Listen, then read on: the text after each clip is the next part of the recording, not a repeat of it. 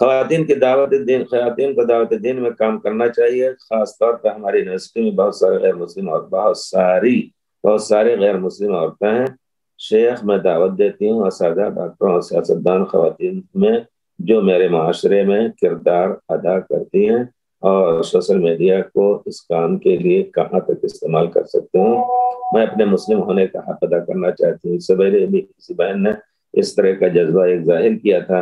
تو اول تو آپ جہاں کام کر رہی ہیں اس میں اپنی شرعی وجود کو شرعی طور پر رکھنے کی کوشش کریں، یعنی یہ کہ پردے کے ساتھ، اور پھر خلوت نہ ہو مردوں کا، عورتیں اور مرد اکٹھا ہے تو کوئی حرج نہیں، ادب کے ساتھ، اور پھر جہاں آواز ہو تو آواز میں کوئی ایسی لوچ نہ ہو، جیسا کہ پیارے رسول کو اللہ نے حکم دیا کہ اپنی بیویوں سے کہہ دیجیے اور مسلمان بیٹیوں سے کہہ دیجیے کہ وہ پردہ کریں اور نرم آواز میں نہ بولیں کسی مردوں کے ساتھ جب اگر سکتی ہیں. دعوت دین کا معنی یہ ہے.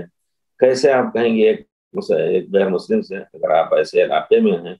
اب تو اللہ تعالیٰ حفاظت رکھے ہندوستان، کسی کو زبردستی اپنے دین میں نہ لائے، لیکن اپنے دین کا پرچار کرنے کا حق اس کو ہے. تو آپ لوگوں کے سامنے اپنے دین کو پہنچائیں اور اچھے انداز سے کہ ہمارے دین میں یہی ہے. کوئی کہے کہ آپ پردہ کیوں کرتی ہیں؟ ہمارے دین میں یہی ہے. اور اسی طرح صلوات کیوں پڑھتی ہیں؟ اللہ سے تعلق ہے. جس طرح کوئی غلط طریقے پہ جا کر کے گائے اور بھینس اور مورتی کے سامنے، تو وہی مورتی جس کے بارے میں ہمارا قرآن کہتا ہے. اس طرح موقع پر لوگوں کو سمجھا دیے تاکہ کبھی کبھی آدمی ایک لفظ پھینک دیتا ہے ایسے ہی، لیکن اس کا بڑا اثر ہوتا ہے کسی کے دل پر. تو لیکن یہ ہے کہ اپنے کو بچائیں ذرا. ہو سکتا ہے آپ کے ماحول میں ایسے لوگ ہوں جو آپ کو ستا سکیں، خدا نخواستہ کسی غلط انداز سے. اس طرح بچ کر کے آپ کریں کام. پھر سوشل میڈیا میں اگر آپ اپنا کوئی گروپ رکھتی ہیں عورتوں کی، یا یہ کہ اگر آپ کو موقع مل رہا ہے تو اپنی تحریر لکھ کر کے اس میں اسلام کے بارے میں، اسلام کے اچھائیاں، اللہ تعالیٰ روزے کو کیوں فرض کیا، اللہ تعالیٰ حجاب کو کیوں فرض کیا ہے، اور اللہ تعالیٰ نے ہمیں پیدا کیا ہے، کتنی نعمتیں اس کی ہیں، اس کا شکر کا کیا انداز ہے، کیا طریقہ ہے. اگر ذرا سا فرق پڑ جائے ہمارا کھانا اور ہمارا پانی نالی میں چلا جائے، ہوا اور سانس کے، تو پھر کیا حال ہو جائے.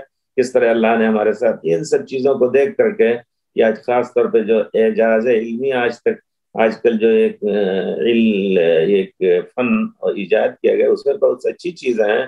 اس سے پہلے ابن قیم رحمۃ اللہ علیہ نے خلق الانسان و اطوار خلقہ کے نام سے اپنے کسی کتاب میں ایک چھوٹا سا شاید بدائع الفوائد میں یا کسی میں وہ رکھا ہے، اس کو الگ بھی چھاپا گیا ہے. تو آدمی کی پیدائش، آدمی کا یہ جو اللہ تعالیٰ نے اس کو پریشان کیا ہے، اس کی خوبصورتی، ناخن کی خوبصورتی، پاؤں کی خوبصورتی، اس میں شاید یہ بھی لیا ہے کہ یہی بال ہے جو سر کا بال ہے وہ ہر مہینے کاٹنا پڑتا ہے. لیکن اگر یہ 4 ہی انگل یا 3 انگل کی انگلی کے درمیان ہے، اگر یہ بھی اسی طرح بڑھتا تو کانٹے کی طرح نکلتا، کاٹنا پڑتا ہی ہے. اور تو اسی طرح یہ جو آپ کے آنکھ پہ برونی جس کو کہتے ہیں، یا یہ کہ اس کو کیا کہیں گے، بال جو ہے آپ کے پلک بال جو ہے، وہ بھی اگر بڑھتا رہتا اسی طرح کاٹنا پڑتا تو کتنا برا ہو جاتا، بری شکل لگتی. تو یہ سب کر کے انشاءاللہ اس انداز سے سمجھانے کی کوشش کریں انشاءاللہ. لیکن عام طور پہ میدانوں میں کھڑے ہو کر کے یا اپنا فوٹو دے کر کے آواز کے ذریعے سے، ہمارے خیال سے یہ چیز اتنا اچھی نہیں ہے. آپ لکھ کر کے لوگوں میں ڈالیے، انشاءاللہ زیادہ اچھا ہے.